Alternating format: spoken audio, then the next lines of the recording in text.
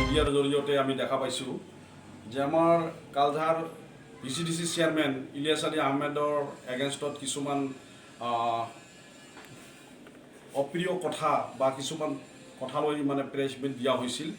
Press মিটটো দিছিল আমাৰ UPPLৰ যুৱ শাখাৰ কোকৰাঝাৰ জিলাৰ সভাপতি তেখেত শাহানুৰ ইছলাম তেখেতে এটা প্ৰেছ মিট দিছিল যে তেখেতে ইলিয়াছ আলীয়ে ধুবুৰী জিলাৰ মানুহক ঘৰ দি পইচা খাইছে বুলি এই কথাষাৰ বেছিকৈ ওলাইছে। সেই হিচাপে আমি আমাৰ ফালৰ পৰা অলপ চোৱা চিতা কৰা হ'ল। তাৰপিছত আমি এই মানুহটোৰ তথ্য ওলালোঁ যে আচলতে তেওঁ ধুবুৰী জিলাৰ মানুহক ঘৰ দিছে না আমাৰ VCDCৰ অন্তৰ্গত মানুহক ঘৰ দিছে, এইটো আমি অলপ মানে এইটো চোৱা হ'ল।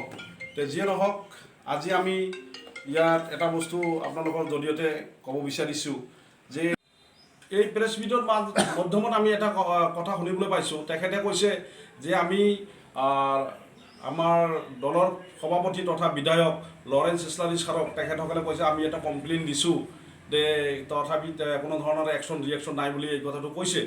কিন্তু ইয়াত স্পষ্ট কথা, ৰাইজৰ যদি কোনো অভিযোগ থাকে নিশ্চয় ৰাইজৰ যদি কোনো অভিযোগ আছে তেনেহ'লে আমাৰ দলে এইটো তদন্ত নিশ্চয় কৰিব। ইয়াৰ মানে ফল কি আছে এইটো ওলাবই। কিন্তু এইবোৰ কোনোবাই আহি ক'ব, বিৰোধী শক্তি আহি ক'ব সেই কথাৰ ওপৰত যে আমি তেওঁলোকৰ কথাত যে আমি কাম কৰিম সেইটো কোনো কথা নহয়। আমি ৰাইজৰ কথাত নিশ্চয় কাম কৰিম আৰু আগন্তুক দিনত সেই কথা আমাৰ MLA ছাৰে নিশ্চয় ইয়াৰ প্ৰতি কি আছে নাই এইখিনি নিশ্চয় স্পষ্ট কৰি মানে ৰাইজক জনাব। অহেদ আলী নামৰ ব্যক্তিজনৰ যিটো ID ফেমিলি ID যিটো এই IDটো আপোনাৰ 2011 চনৰ চেঞ্চাছ মতে 2011 চনৰ চেঞ্চাছ মতে তেওঁৰ IDটো হৈছিল। এই ফেমিলি IDটো যেতিয়া হৈছিল তেতিয়া নিশ্চয় আপোনালোকে ভালকৈ জানে UPPLৰ চৰকাৰ নাছিল। তেতিয়া কাৰ চৰকাৰ আছিল আপোনালোকে সকলোৱে জানে যে তেখেত যদি আমাৰ কালধাৰ VCDCৰ অন্তৰ্গত মানুহেই নাছিল তেখেতৰ চেঞ্চাছটো কেনেকৈ হ'ল বা তেখেতৰ নামত কেনেকৈ ID হ'ল এইটো মানে ৰহস্যজনক কথা। যিয়ে নহওক তেখেতৰ নামত স্পষ্ট ID আছে। তেখেতৰ যিটো নামত যিটো ঘৰ এইটো ID থকাৰ কাৰণে পাইছে। আজিৰ দিনত আমি সকলোৱে জানো যে ID অবিহনে ঘৰ হোৱাটো সম্ভৱেই নহয়। গতিকে ID থকাৰ কাৰণে তেখেতৰ নামত ঘৰ হৈছে আৰু এইটো আমাৰ ৰেজিষ্ট্ৰেশ্যন তেখেতৰ ঘৰৰ ৰেজিষ্ট্ৰেশ্যন হৈছে আৰু লগতে ইয়াত চেংচন লেটাৰ এইটো চেংচন লেটাৰ আছে। আৰু লগতে আৰু এটা ডাঙৰ কথাটো হ'ল যে তাত নিউজত বা পেপাৰ কাকতত পৰা উল্লেখ কৰা হৈছিল যে জয়নাল নামৰ মানুহৰ ফটো দি পইচাখিনি উইথড্ৰ হোৱা কথাটো কৈছিল। কিন্তু ইয়াত আমি স্পষ্টকৈ দেখাব বিচাৰিছোঁ এইটো হ'ল আহাদ আলী চাহাব। তেখেতৰ এইটো ঘৰ ছেকেণ্ড কিস্তি যেতিয়া তেখেতে পইচা উঠাইছে তেখেতৰ এইটো ঘৰ তেখেতে নিজে ফটো দি এইটো দিছে। তাৰপিছত ফিনিচিং যেতিয়া দিছে তেখেতে নিজৰ ফটো দি এই ঘৰ ক্লিয়াৰ হোৱা বুলি তেখেতে পইচাখিনি উঠাই লৈছে। লগতে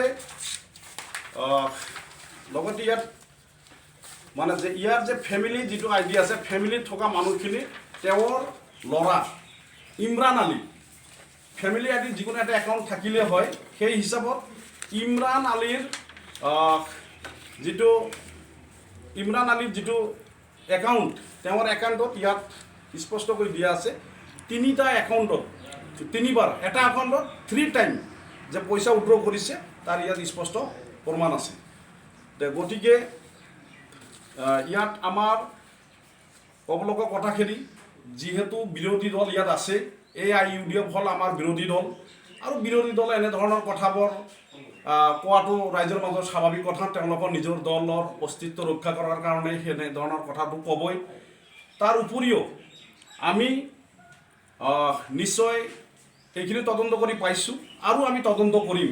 তদন্তৰ ফলত যদি দেখা গ'ল যে আমাৰ চেয়াৰমেনজনৰ কোনো ধৰণৰ দোষ আছে কি আছে সেইটো নিশ্চয় ইয়াৰ বিহিত ব্যৱস্থা আমাৰ পৰা হ'ব। আৰু যদি এনেকুৱা ধৰণৰ কোনো দোষ নাই তেনেহ'লে অদূৰ ভৱিষ্যতত যাতে এনেকুৱা ধৰণৰ অপবাদ দি আমাৰ দলৰ বা আমাৰ চেয়াৰমেনৰ যাতে ভাৰসাম্যটো নষ্ট নকৰে তাৰ বাবে আমি সকীয়াই দিছোঁ।